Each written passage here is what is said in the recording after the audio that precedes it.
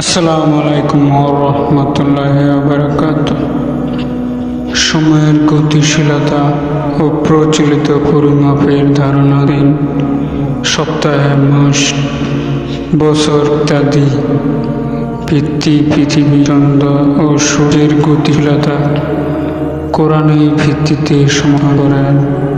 আল্লাহ বলেন, তিনি সূর্যকে তেজস্ক্র এবং চন্দ্রকে জ্যোতির্ময় করেছেন এবং তাদের গতিপথ তিনি নির্ধারণ করেছেন, যেন তোমরা বছর ও সময়ের হিসাব করতে পারো।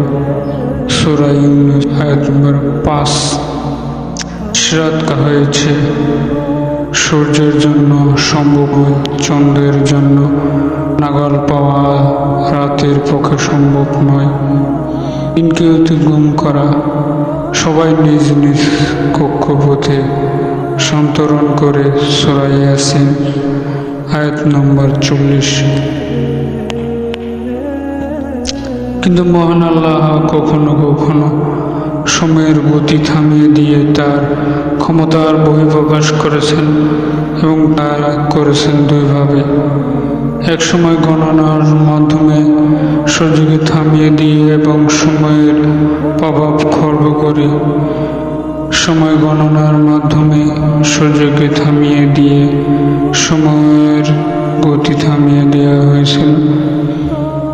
ইউশা বিন নুন আলাইহিস সালামের সময় আরেকটি ঘটনা হলো আবু হুরায়রা রাদিয়াল্লাহু আনহু থেকে বর্ণিত।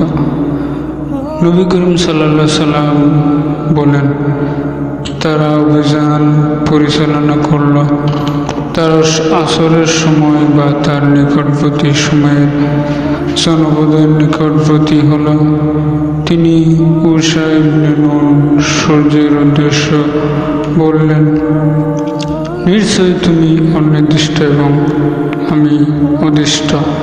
হে আল্লাহ, আপনি একে সূর্যকে আমার উপর স্থির রাখুন।